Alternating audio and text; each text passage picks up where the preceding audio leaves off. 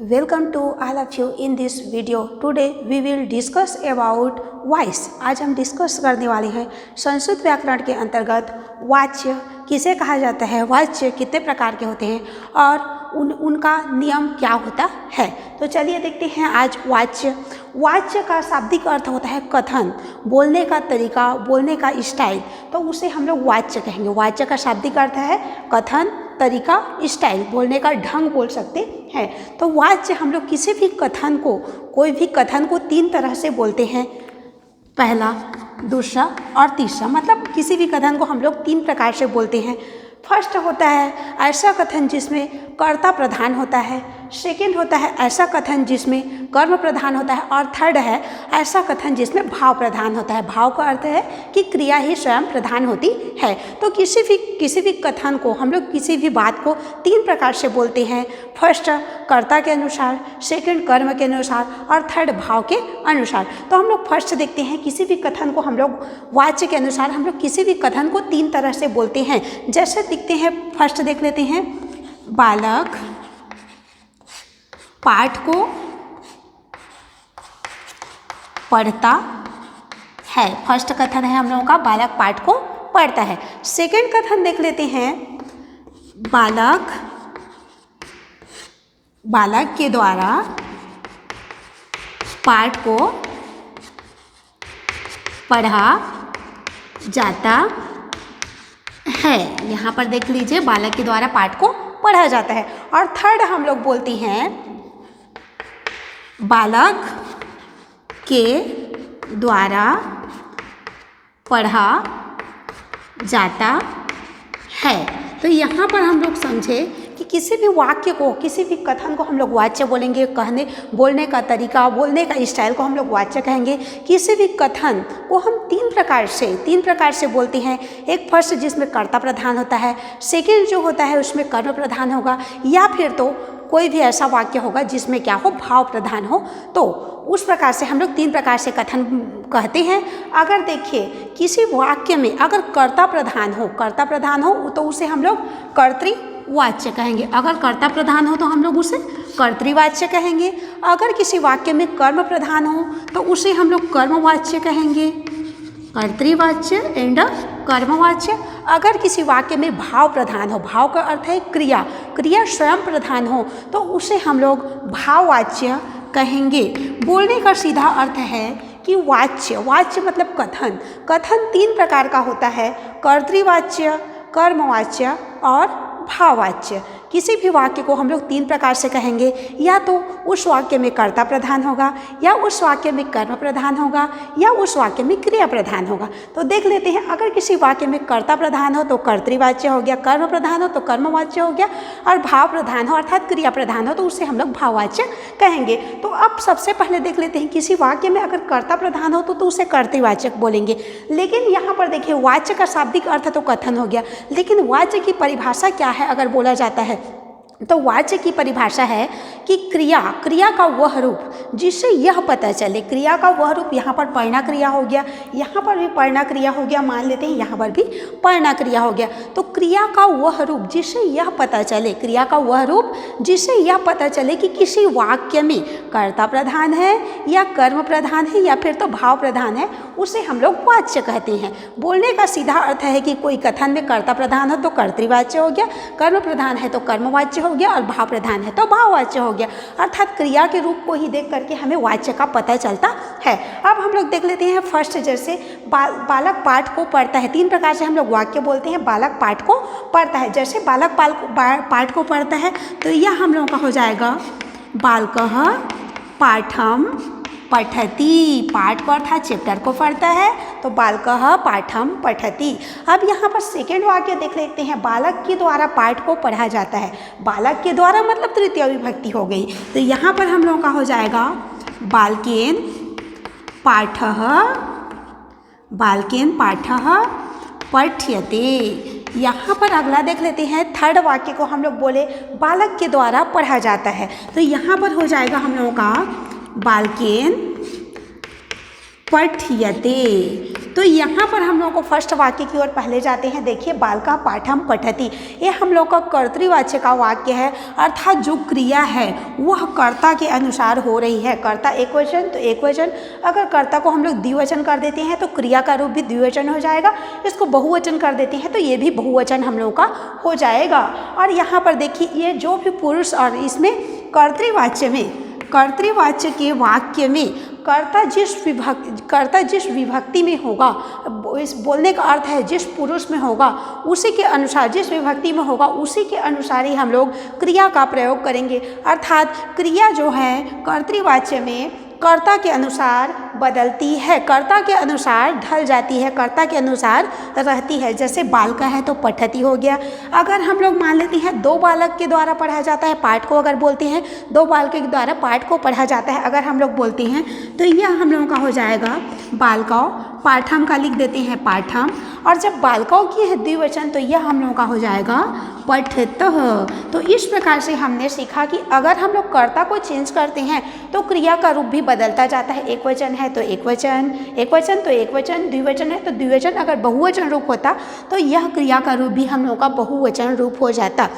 अगर देखिए यह उत्तम पुरुष, यह देखिए प्रथम पुरुष है, प्रथम पुरुष अर्थात किसी अन्य तीसरे के बारे में बोल रहे हैं तो प्रथम पुरुष के अनुसार ही हम लोग पठती का प्रयोग किए हैं। अगर हम लोग त्वम का प्रयोग करते, तुम का प्रयोग करते तो यह पठसी हो जाता। अगर अहम का प्रयोग करते तो यह पठामी हो जाता।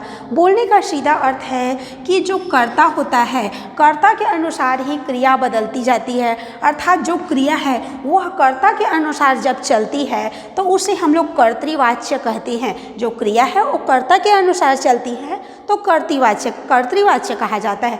लेकिन अगर जो क्रिया है वह कर्म के अनुसार चलती है, कर्म के अनुसार चलती है तो उसे हम लोग कर्मवाच्य कहेंगे। अर्थात क्रिया का रूप जो है कर्म के अनुसार बदलता रहता है। तो अगर क्रिया का रूप कर्म के अनुसार, जो क्रिया है वो कर्म के अनुसार चले तो उसे हम लोग कर्मवाच्य कहेंगे। और यहाँ पर हम लोग देखेंगे, अगर थर्ड वाक्य में अगर जो क्रिया है, क्रिया यहाँ पर देखिए पठ्यते क्रिया का रूप है, अगर क्रिया जो है वह स्वयं के अनुसार चले, खुद के अनुसार चले, खुद के अनुसार बोलने से का अर्थ है प्रथम पुरुष और एक वचन, हर हमेशा यह रहेगा प्रथम पुरुष एक वचन में। तो जब क्रिया जो है स्वयं के अनुसार, जो भाव, यहाँ पर भाव का अर्थ है क्रिया, जो क्रिया है खुद के अनुसार चले तो उसे हम लोग भाववाच्य कहेंगे। तो यहाँ पर देखिए हम लोग का कर्तृवाच्य हो गया जिसमें कर्ता प्रधान है, या हम लोगों का हो गया कर्मवाच्य का वाक्य, इसमें कर्म के अनुसार जो क्रिया बदलती है। और यहाँ पर हम लोग देखिए कि भाववाच्य का वाक्य, इसमें जो क्रिया रहती है वह स्वतंत्र रहती है, वह अपने आप ही, वह अपने अनुसार ही रहती है। अर्थात वो किसी के अनुसार, ना तो कर्ता के अनुसार चलती है और ना ही कर्म के अनुसार चलती है, बल्कि वह क्या है, स्वयं के अनुसार चलती है। अर्थात प्रथम पुरुष एक वचन में ही रहती है। जैसे देखिए बालकेन पठ्यते, अगर हम लोग इसको द्विवचन करते हैं, उत्तम पुरुष करते हैं, या फिर तो मध्यम पुरुष करें या अन्य पुरुष करें, जो भी करें, एक वचन करें, द्विवचन करें, बहुवचन करें, स्त्रीलिंग, पुल्लिंग या नपुंसकलिंग, जो भी करना है करें, लेकिन जो क्रिया का रूप है वह हर हमेशा प्रथम पुरुष एक वचन ही होगा। अर्थात जो क्रिया है वो खुद के अनुसार चले, न कर्ता के अनुसार न कर्म के अनुसार, तो उसे हम लोग भाववाच्य कहते हैं। अब हम लोगों को नियम को देख लेना है कि कर्तृवाच्य में नियम क्या है।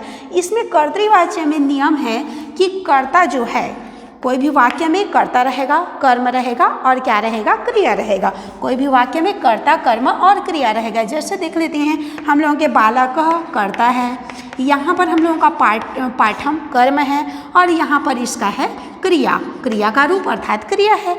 अब यहाँ पर देख लेंगे कि कर्तृवाच्य में कर्ता जो है, कर्तृवाच्य के वाक्य में या कर्तृवाच्य में जो कर्ता है वह प्रथम पुरुष में होगा। कर्तृवाच्य जो है वह प्रथमा विभक्ति में होगा। कर्तृवाच्य का जो कर्ता है वह प्रथमा विभक्ति में होगा। अर्थात बोलने का सीधा अर्थ है, इसकी पहचान भी यही है कि कर्तृवाच्य का जो कर्ता होगा वह हर हमेशा प्रथमा विभक्ति का ही होगा, चाहे एक वचन रहे, द्विवचन रहे या बहुवचन रहे, लेकिन प्रथमा विभक्ति का ही होगा। जैसे हम लोग बालक का ले लेते हैं तो हम लोग का हो जाएगा बालकः, बालकौ और काह, अर्थात प्रथमा विभक्ति का ही होगा, चाहे एक वचन रहे, द्विवचन रहे या बहुवचन रहे, जो कर्ता होगा वह हर हमेशा प्रथमा विभक्ति का ही होगा। जैसे अगर तुम भी बोलते हैं तो तुम का प्रथमा विभक्ति होगा त्वम, युवाम और यूयम, मतलब यही हमारा कर्ता होगा। या फिर तो मैं, हम, दो, हम सब होगा, तो इसमें हम लोग ऐड करेंगे अहम और आवाम, वयम, मतलब हमारे पास तीन ही कर्ता होंगे। या फिर तो प्रथम पुरुष के कर्ता होंगे बालका, बालका और बालका, या फिर कोई अन्य होगा तीसरा, या फिर तो तुम होगे, तुम दोनों, तुम सब होगे मध्यम पुरुष के, या फिर तो उत्तम पुरुष के अहम, आवाम, वयम, मैं, हम, दो, हम सब। इस प्रकार से हम लोग के कर्तावाच्य में जो कर्ता होगा वह हर हमेशा प्रथमा विभक्ति में ही होगा। कर्तावाच्य का कर्ता हो गया हम लोग का प्रथमा विभक्ति, मतलब यही तो होगा। या फिर तो बालिका, बालिके, बालिका प्रयोग कर सकते हैं। और उसके बाद हम लोग देख लेते हैं जो कर्म होता है, कर्तृवाच्य का जो कर्म होता है, यहाँ पर हम लोग देख रहे हैं कर्तृवाच्य। तो कर्तृवाच्य का जो कर्म होगा वह हर हमेशा द्वितीय विभक्ति का होगा, हर हमेशा होगा द्वितीय विभक्ति का। अब आगे देख लेंगे, कर्ता हो गया, कर्म हो गया, अब क्रिया। तो यहाँ पर देखेंगे कर्तृवाच्य का जो क्रिया होगा वह हर हमेशा कर्ता के अनुसार होगा। कर्ता के अनुसार, किसके अनुसार होगा? कर्ता के अनुसार, कर्ता के अनुसार। तो यहाँ पर हमने सीखा कर्ता के अनुसार, तो यहाँ पर हमने सीखा कि कर्तृवाच्य पहले किसे कहते हैं, इसे देख लेते हैं। वह वाक्य जिसमें कर्ता प्रधान हो, वह वाक्य जिसमें कर्ता प्रधान हो उसे हम लोग कर्तृवाच्य कहते हैं। कर्तृवाच्य में क्रिया जो है, कर्तृवाच्य में क्रिया कर्ता के अनुसार चलती है, अर्थात कर्ता के अनुसार ढलती है। अब यहाँ पर देख लेंगे कर्तृवाच्य के कर्ता में हर हमेशा प्रथमा विभक्ति का प्रयोग होता है, अर्थात कर्तृवाच्य के कर्ता में प्रथमा विभक्ति, कर्म में द्वितीय विभक्ति और क्रिया जो है वह कर्ता के अनुसार होती है। जैसे देखिए कर्ता प्रथमा विभक्ति हो गया, कर्म जो है हम लोगों का द्वितीय विभक्ति और क्रिया जो है कर्ता के अनुसार होती है। अब हम लोग बढ़ जाते हैं कर्मवाच्य की ओर। अब हम लोग देख लेते हैं कर्मवाच्य की ओर। तो देखते हैं कर्मवाच्य में जो हम लोगों का नियम के अनुसार कर्म जिसमें कर्म प्रधान हो, वह वाक्य जिसमें कर्म प्रधान हो तो उसे हम लोग कर्मवाच्य कहते हैं। वह वाक्य जिसमें क्या हो, कर्म प्रधान हो, उसे कर्मवाच्य कहा जाता है। इस वाक्य में, कर्मवाच्य में जो क्रिया होती है वह कर्म के अनुसार होती है, क्रिया जो है वह कर्म के अनुसार होती है। जैसे पाठ है तो पठ्यते, पाठौ रहता है तो पठ्यते और पाठा रहता है तो पठ्यन्ते। बोलने का सीधा अर्थ है कि देखिए कर्म के अनुसार ही क्रिया बदलती है। इसमें इसके कर्ता में, कर्मवाच्य के कर्ता में हर हमेशा तृतीया विभक्ति होता है। तो पहले हम लोग देख लेते हैं कोई भी सेंटेंस में, इस सेंटेंस में बालकेन कर्ता हो गया, पाठा हम लोगों का हो गया कर्म और पठ्यते हम लोगों का हो गया क्रिया। तो यहाँ पर इसमें देखेंगे कि इसमें जो कर्ता होता है वह हर हमेशा तृतीया विभक्ति में होता है। किसमें होगा? तृतीया विभक्ति में। कर्मवाच्य का जो कर्ता होता है वह हर हमेशा तृतीया विभक्ति में होगा, चाहे एक वचन करें, द्विवचन करें या बहुवचन करें, लेकिन तृतीया विभक्ति ही होगा। जैसे बालका, बालका और बालका का तृतीय विभक्ति करेंगे तो बालकेन, बालकाभ्याम, बालकई है, बालकेन या तो बालकाभ्याम या फिर बालकई है, अर्थात एक वचन, द्विवचन, बहुवचन तीनों प्रयोग कर सकती हैं। अब यहाँ पर देखेंगे कर्म। कर्मवाच्य का जो कर्म होता है वह हर हमेशा होता है प्रथमा विभक्ति का, प्रथमा विभक्ति का। अब यहाँ पर आगे देख लेते हैं कर्मवाच्य में जो क्रिया होता है वह कर्म के अनुसार होता है। किसके अनुसार होता है? कर्म के अनुसार होता है। तो यहाँ पर हमने सीखा कि वह वाक्य जिसमें कर्म प्रधान हो उसे कर्मवाच्य कहते हैं। कर्मवाच्य में हर हमेशा क्रिया कर्म के अनुसार चलती है, अर्थात जो क्रिया होती है वह कर्म के अनुसार चलती है। कर्मवाच्य के कर्ता में हर हमेशा तृतीया विभक्ति होती है और कर्म में हर हमेशा प्रथमा विभक्ति होती है, और जो क्रिया होती है वो कर्म के अनुसार चलती है तो उसे हम लोग कर्मवाच्य कहते हैं। अब यहाँ पर हमने सीखा कर्ता, तृतीया विभक्ति, कर्म, प्रथमा विभक्ति और क्रिया जो है कर्म के अनुसार होती है। और यहाँ पर इसी में दोनों में अंतर पता चल जाता है कि कर्ता, यहाँ पर बोल सकते हैं कर्तृवाच्य के कर्ता में प्रथमा विभक्ति, लेकिन कर्मवाच्य के कर्ता में होता है तृतीया विभक्ति। यहाँ पर देखेंगे कर्तृवाच्य के जो कर्म में होता है द्वितीया विभक्ति, लेकिन कर्मवाच्य के कर्म में हम लोगों का प्रथमा विभक्ति होता है। और क्रिया जो है कर्तृवाच्य में क्रिया जो है वो कर्ता के अनुसार चलती है, लेकिन कर्मवाच्य में जो क्रिया है वो कर्म के अनुसार चलती है। क्रिया किसके अनुसार चलती है? कर्म के अनुसार। और यहाँ पर क्रिया किसके अनुसार चलती है?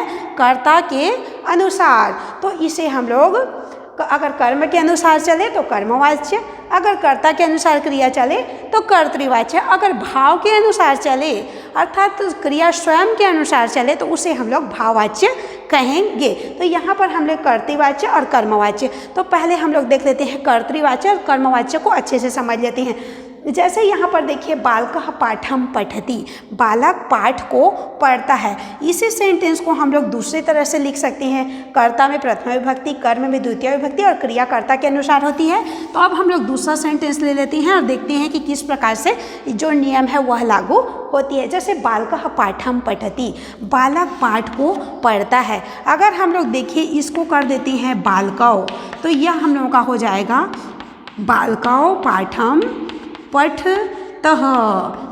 और यहाँ पर देखिए दो बालकौ है तो पठता हो गया। अगर इसको हम लोग ऐड कर देते हैं बालकाः, तो यह हम लोगों का हो जाएगा पाठम पठन्ति। तो यहाँ पर हमने सीखा कि कर्ता के अनुसार जो क्रिया है, क्रिया जो है कर्ता के अनुसार बदलती जा रही है। कर्ता के वचन के अनुसार एक वचन, द्विवचन, बहुवचन और कर्ता के अनुसार बदलती जा रही है। अब देख लेते हैं प्रथम पुरुष के अनुसार तो बदल गई, मध्यम पुरुष के अनुसार देख लेते हैं उत्तम पुरुष के अनुसार। तो मध्यम पुरुष के अनुसार देख लेते हैं हम लोग त्वम है, जैसे हमारे पास है त्वम, त्वम। आप देखिए पाठम, जैसे देखते हैं त्वम पाठम, तो यह हम लोगों का हो जाएगा पठसि, त्वम पाठम पठसि। इसी प्रकार से त्वम का युवाम और यूयम कर सकते हैं, तो पठसि पठता पठसि पठता पठत हो जाएगा। अगर इसको हम लोग अहम कर देते हैं, अहम मतलब मैं, अहम मतलब होता है मैं, और पाठ को, किसको? पाठ को। अगर पढ़ती हूँ या पढ़ता हूँ तो यह हम लोगों का हो जाएगा पठामि। तो हमने सीखा कि देखिए बालकौ, बालकौ पठतः, बालकाः पठन्ति, त्वम पठसि, अहम पठामि।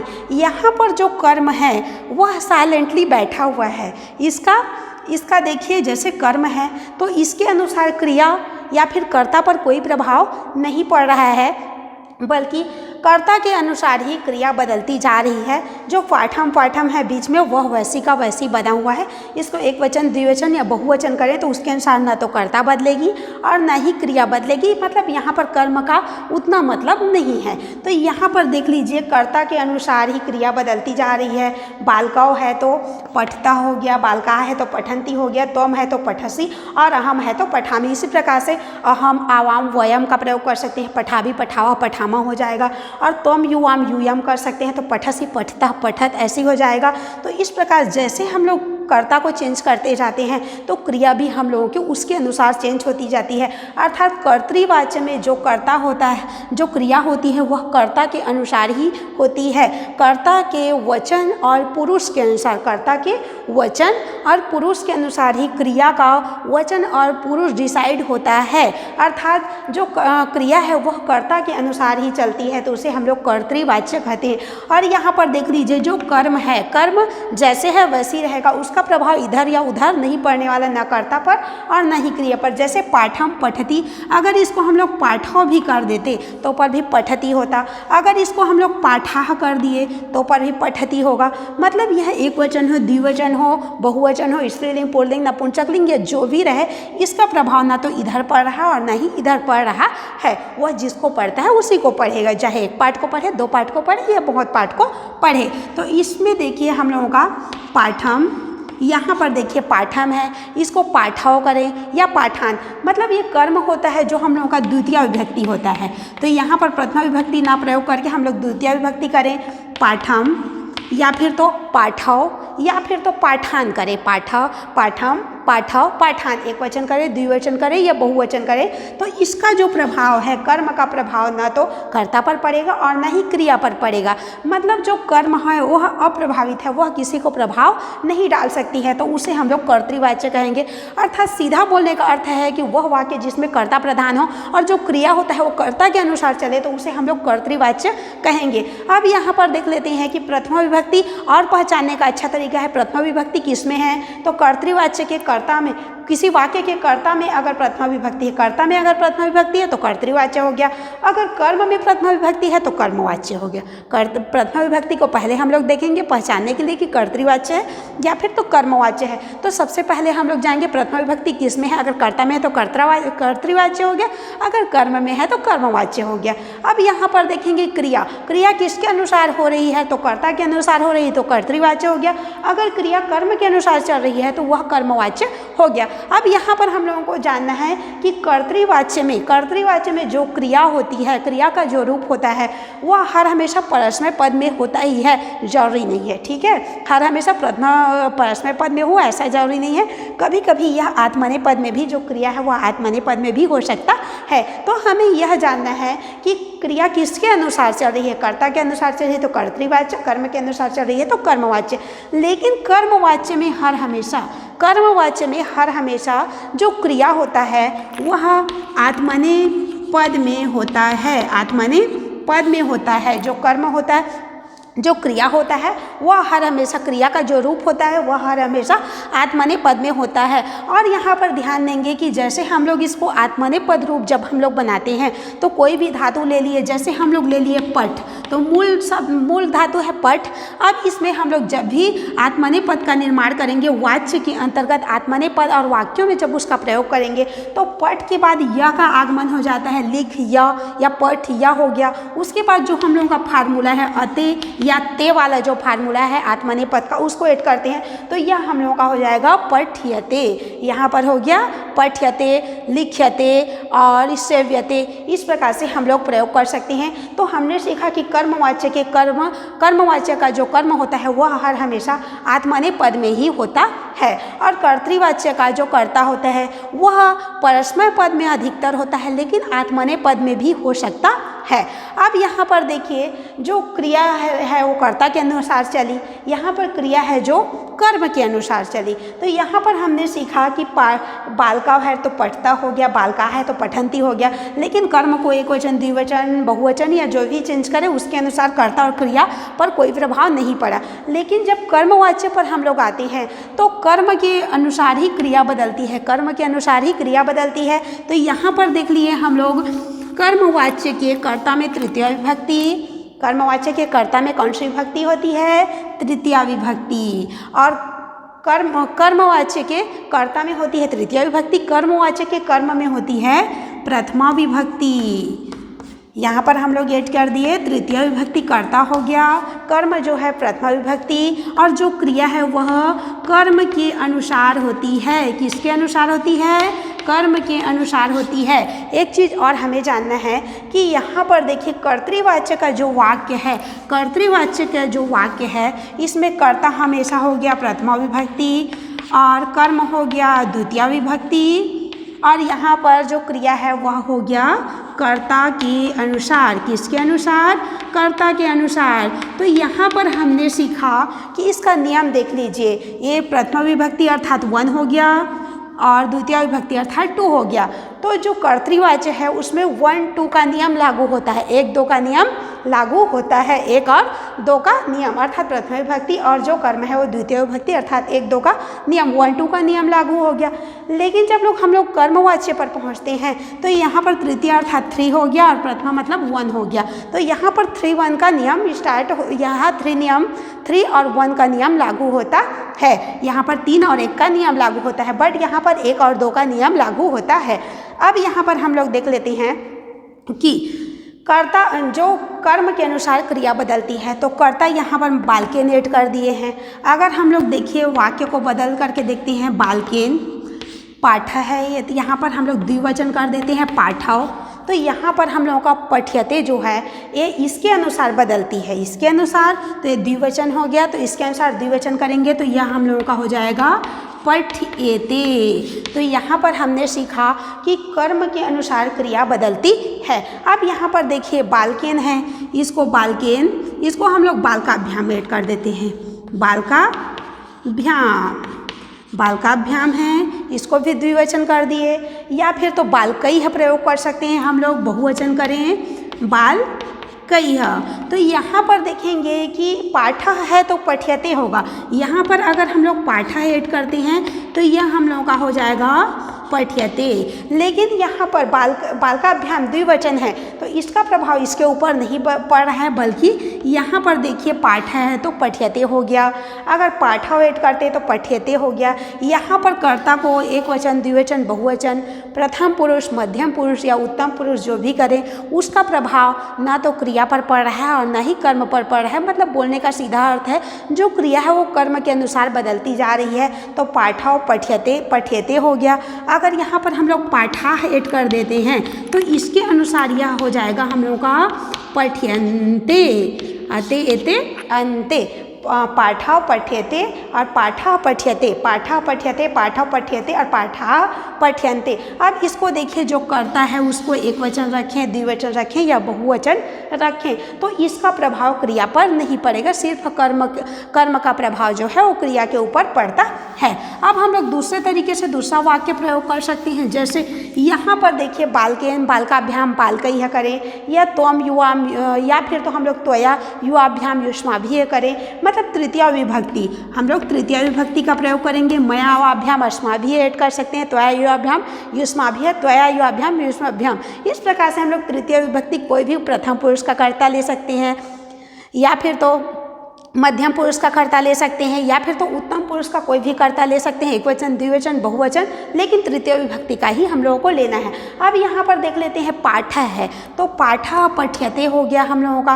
अगर हम लोग देखने की बात कर रहे हैं कि वह उसे देखता है, वह उसके द्वारा देखा जाता है। देखिए बालकेन है तो यहाँ पर हम लोग जैसे लिख देते हैं बालकेन का लिख दें बालकेन, या फिर बालकाभ्याम बालकैः जो भी ऐड करना है। यहाँ पर कर्ता तृतीय विभक्ति का ले सकते हैं, एक वचन, द्विवचन, बहुवचन। लेकिन यहाँ पर देखिए पाठः है तो पठ्यते और पाठः तो पठ्यते और पाठः रहता तो पठ्यन्ते होता। अगर सह लिख देते हैं, सह मतलब होता है वह, बालकेन सह, बालकेन सह, तो यहाँ पर होगा हम लोगों का दृश्यते, यहाँ पर हम लोगों का हो गया दृश्यते। अब यहाँ पर देखिए बालक के द्वारा उसे, बालक के द्वारा उसे देखा जाता है, बालक के द्वारा उसे देखा जाता है। इस वाक्य में देखिए बालक उसको देखता है होता कर्तृवाच्य होता, तो यहाँ पर कर्मवाच्य होगा तो बालकेन सह दृश्यते, बालक के द्वारा उसे देखा जाता है। यहाँ पर अगर हम लोग बालकेन बालकाभ्याम भी करते हैं, इसको देखिए बालकाभ्याम, बालकाभ्याम तो सह है तो हम लोग सह ऐड कर देंगे और दृश्यते का हो जाएगा दृश्यते। तो यहाँ पर हम लोगों को देखना है कि यहाँ पर जो करता है एक वचन, द्विवचन, बहुवचन रहे। ये मतलब इसको हम लोग देखिए द्विवचन चेंज किए, लेकिन इसके अनुसार ना ही कर्म बदला और न ही क्रिया बदली। तो यहाँ पर जो कर्ता होता है वह प्रधान नहीं होता है और कर्म के अनुसार ही हम लोग बाकी चीज़ों को जो क्रिया है उसको बदलते जाते हैं। जैसे बालकेन सह दृश्यते, यहाँ पर हम लोग इसको कर सकते हैं बालकेन, अगर सह है तो दृश्यते, अगर तव होता तो यहाँ पर हम लोग इसको ऐड करते दृश्यते, तव दृश्यते हो गया। और अगर सह तव ते, सह तव ते अगर बहुवचन रूप हम लोग कर दिए तो यह हम लोगों का हो जाएगा दृश्यन्ते। तो यहाँ पर हमने सीखा कि जो कर्म है कर्म के अनुसार ही क्रिया बदलती जा रही है, इसके पुरुष और वचन के अनुसार ही क्रिया का रूप जो है वह चेंज होते जा रहा है। अब यहाँ पर देखिए स दृश्यते, तव दृश्यते और ते दृश्यन्ते हो गया। अगर इसको हम लोग ऐड कर देते हैं, जैसे त्वम है, यहाँ पर ऐड कर दिए त्वम, त्वम मतलब होता है तुम, त्वम, तो यह हम लोगों का हो जाएगा दृश्यसे। अर्थात बोलने का अर्थ है अगर हम लोग इसको मध्यम पुरुष कर्म को कर दिए, मध्यम पुरुष एक वचन किए, तो यह भी हम लोगों का मध्यम पुरुष एक वचन हो जाए, क्रिया का रूप जो है मध्यम पुरुष एक वचन हो जाएगा। अगर इसको त्वम है इसको युवाम ऐड कर देते हैं, हम लोग त्वम को ऐड कर दिए युवाम, तो यह हम लोगों का हो गया दृश्य से। और इस प्रकार से दृश्य थे, यह हम लोगों का हो जाएगा असे एथे अध्वे, दृश्य से दृश्य थे, दृश्य थे हो गया। और अगर इसको यूयम कर दिए तो दृश्यध्वे हम लोगों का हो जाएगा, अर्थात कर्म के अनुसार ही क्रिया बदलती जा रही है। अगर हम लोग इसको अहम कर दिए, अहम मुझे, उसके द्वारा मुझे देखा जाता है, अगर हम लोग बोल रहे हैं कि उसके द्वारा या बालक के द्वारा मुझे देखा जाता है, तो बालकेन बालक के द्वारा हो गया। और यहाँ पर हो गया अहम, अहम मतलब होता है मैं या मुझे, और तो यहाँ पर हम लोगों का हो जाएगा दृश्य, अहम दृश्य, आवाम दृश्यावह और वयम दृश्यामहे। इसको हम लोग एक वचन किए तो ये भी एक वचन, द्विवचन किए तो द्विवचन, और बहुवचन किए तो क्रिया भी बहुवचन हो जाएगा, अर्थात कर्म के अनुसार ही जो क्रिया है वो बदलती जा रही है। तो यहाँ पर हमने सीखा कि कर्तृवाचक के कर्ता में प्रथमा विभक्ति, कर्म में द्वितीय विभक्ति, और जो क्रिया होता है वह कर्ता के अनुसार होता है। लेकिन कर्मवाच्य में हमने सीखा कि कर्मवाच्य के कर्ता में तृतीया विभक्ति होती है, और कर्मवाच्य के कर्म में जो है प्रथमा विभक्ति होती है, और क्रिया जो है वो कर्म के अनुसार बदलती रहती है। अब यहाँ पर देखिए, इसमें हम लोगों का कर्तृवाच्य में 1 और 2 का नियम लागू होता है, लेकिन कर्मवाच्य में हम लोगों का 3 और 1 का नियम लागू होता है। यहाँ पर 1 2 और यहाँ पर 3 1 का नियम लागू होता है।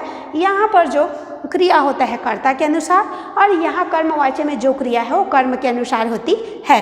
अब यहाँ पर देखेंगे कि कर्तृवाच्य में कर्म हो तो पर भी कर्तृवाच्य वाक्य बनाया जा सकता है, अगर कर्म ना हो तो पर भी कर्तृवाच्य का वाक्य बनाया जा सकता है। तो यहाँ पर हम लोग पहले सीख लेते हैं कर्म, अगर कोई वाक्य में कर्म है तो वह सकर्मक वाक्य हो गया। अगर किसी वाक्य में कर्म है तो वह सकर्मक वाक्य हो गया।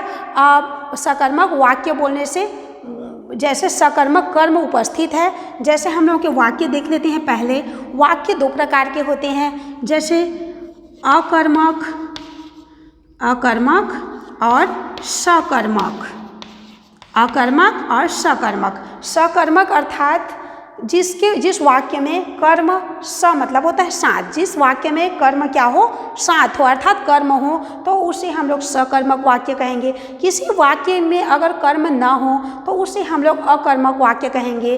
तो जो कर्तृवाचक का जो वाक्य है वो सकर्मक भी हो सकता है, जैसे बालकः पाठं पठति सकर्मक है, और अकर्मक भी हो सकता है। जैसे अकर्मक वाला हम लोग देख लेते हैं, सह पठती, वह पढ़ता है। यहाँ पर बालकः पठती, बालक पढ़ता है, यहाँ पर जो क्रिया है वो कर्ता के अनुसार हो रही है।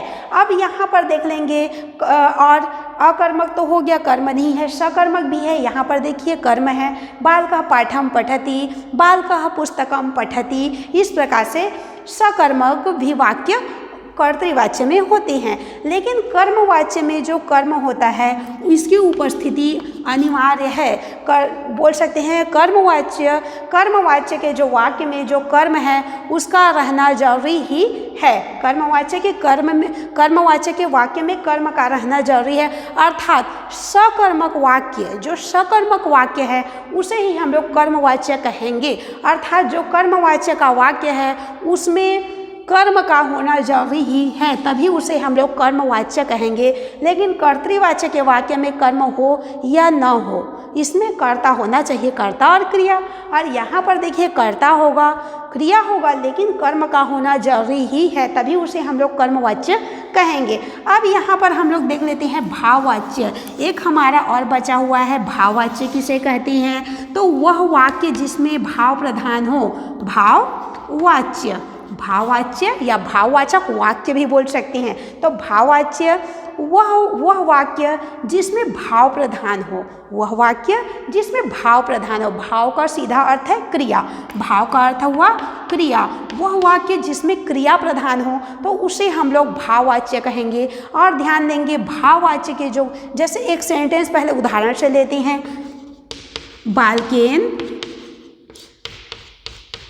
बालकेन पठ्यते, बालकेन पठ्यते, बालक के द्वारा पढ़ा जाता है।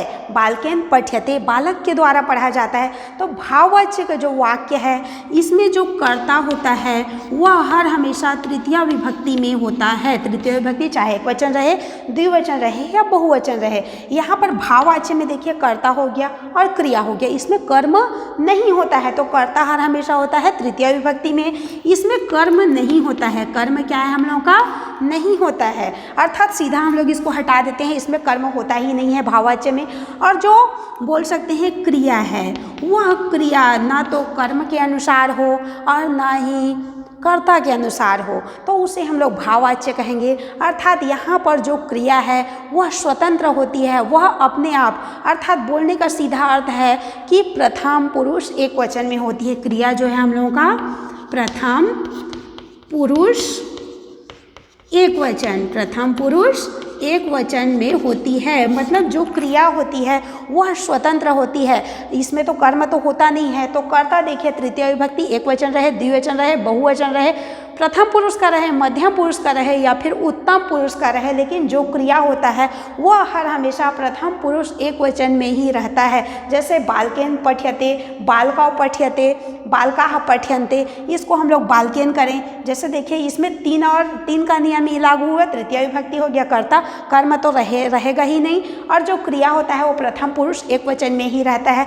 जैसे पठ्यते, लिख्यते और दृश्यते, खाद्यते, सेव्यते, इस प्रकार से हम लोगों का क्रिया होता है प्रथम पुरुष एक वचन में। प्रथम पुरुष हो गया और एक वचन में। तो यहाँ पर देखिए बालकेन पठ्यते है।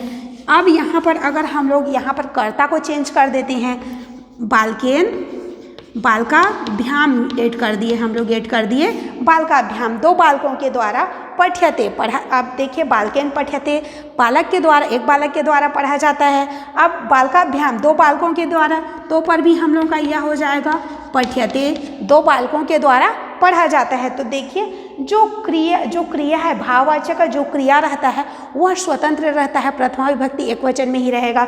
चाहे हम लोग कर्ता को प्रथम पुरुष का रखें, मध्यम पुरुष का रखें या फिर उत्तम पुरुष का एक वचन रखें, द्विवचन रखें या बहुवचन रखें, तो उसका प्रभाव क्रिया पर नहीं पड़ेगा। अर्थात जो क्रिया होता है भाववाच्य में वो ना कर्ता के अनुसार चलती है ना कर्म के अनुसार चलती है, बल्कि स्वयं के अनुसार क्रिया अपने आप स्वतंत्र रहती है, वो अपने अनुसार चलती है। इसे ही हम लोग क्रियावाच्य या भाववाच्य कहते हैं। क्रिया का वाच्य कहें या फिर तो भाववाच्य कहें, इसमें भाव प्रधान होता है।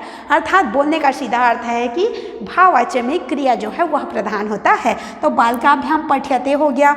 अगर हम लोग इसको तुम्हारे द्वारा पढ़ा जाता है या मेरे द्वारा पढ़ा जाता है या उसके द्वारा पढ़ा जाता है, बोले उन दोनों के द्वारा पढ़ा जाता है, उन सबके द्वारा भी पढ़ा जाता है बोलेंगे, तो पर भी यह पठ्यते ही होगा। जैसे हम लोग ऐड कर दिए त्वया, त्वया तुम्हारे द्वारा, तो पर भी यह हम लोगों का हो जाएगा पठ्यते, तुम्हारे द्वारा किए, तो यह हम लोगों का मध्यम पुरुष हो गया। तो यह मध्यम पुरुष होना चाहिए लेकिन नहीं होगा, यह प्रथम पुरुष एक वचन में ही रहेगा।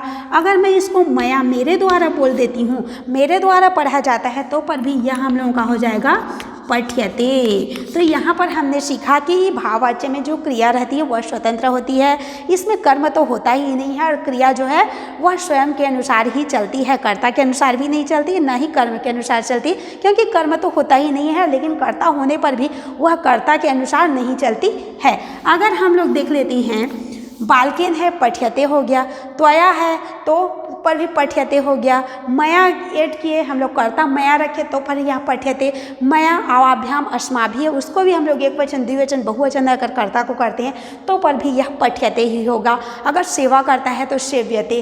और बालकेन पठ्यते, बालक के द्वारा पढ़ा जाता है, बालक के द्वारा सेवा की जाती है तो सेव्यते हो जाएगा।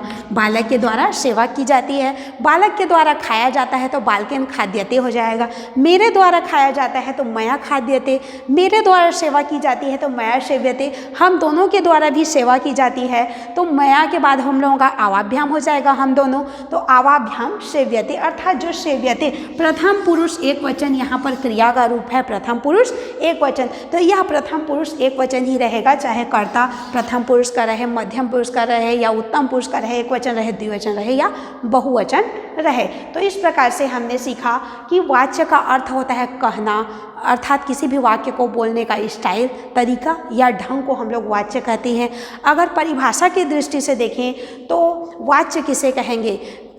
किसी वाक्य में, किसी वाक्य या बोल सकते हैं क्रिया का वह रूप, क्रिया का वह रूप जिससे, क्रिया का वह रूप जिससे यह पता चले कि किसी वाक्य में कर्ता प्रधान है या फिर तो कर्म प्रधान है या फिर तो भाव प्रधान है, उसे वाच्य कहेंगे। क्रिया का वह रूप जो किसी वाक्य में कर्ता प्रधान है, क्रिया प्रधान है या कर्म प्रधान है यह बताए, उसे हम लोग वाच्य कहते हैं। वाच्य 3 प्रकार के होते हैं, कर्तृवाच्य, कर्मवाच्य और भाववाच्य।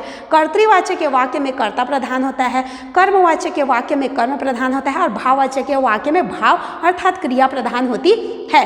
कर्तृवाच्य के कर्ता में प्रथमा विभक्ति होती है, कर्म में द्वितीय विभक्ति होती है और क्रिया जो है वो कर्ता के अनुसार चलती है। कर्मवाच्य के कर्ता में तृतीय विभक्ति होती है और कर्म में प्रथमा विभक्ति होती है और क्रिया जो है कर्म के अनुसार चलती है। और भाववाच्य का जो कर्ता होता है वह हर हमेशा तृतीय विभक्ति का होता है, चाहे एकवचन, द्विवचन, बहुवचन रहे, लेकिन भाववाच्य का जो कर्ता होता है वह तृतीय विभक्ति का होता है। और इसकी जो क्रिया होती है वह स्वतंत्र होती है, अर्थात प्रथम पुरुष एक वचन में ही रहती है। वह ना तो कर्ता के अनुसार कार्य करती है ना ही कर्म के अनुसार करती है। चूँकि कर्म तो इसमें होता ही नहीं है तो कर्म के अनुसार तो कार्य करेगी ही नहीं, लेकिन कर्ता के अनुसार भी वह नहीं चलती है, बल्कि वह स्वतंत्र होती है और वही प्रधान होता है। प्रथम पुरुष एक वचन में भाववाच्य का जो कर्ता है प्रथम पुरुष एक वचन में होता है। तो इस प्रकार से हम लोगों का वाच्य यहाँ से कंप्लीट होता है। अगले वीडियो में हम लोग अभ्यास करेंगे कि कर्तृवाच्य को कर्मवाच्य में और कर्मवाच्य के वाक्य को कर्तृवाच्य में और कर्तृवाच्य के वाक्य को भाववाचक वाक्य में किस प्रकार से चेंज किया जाता है। तो यहाँ से हम लोगों का वाच्य कंप्लीट होता है। Thank you.